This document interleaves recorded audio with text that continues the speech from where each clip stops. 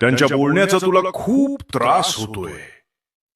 हे बाळा, ज्याने तुला दुखावलं कदाचित तोही स्वतः दुखावलेला आहे.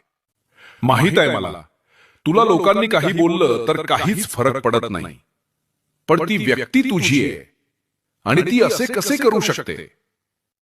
लक्षपूर्वक ऐक. त्याच्या शब्दांमागे त्याचंही दुःख लपलेलं आहे. तू जर त्याला समजून घेतलंस तर तुला समजेल. पण ऐक, प्रेम म्हणजे व्यवहार नाही.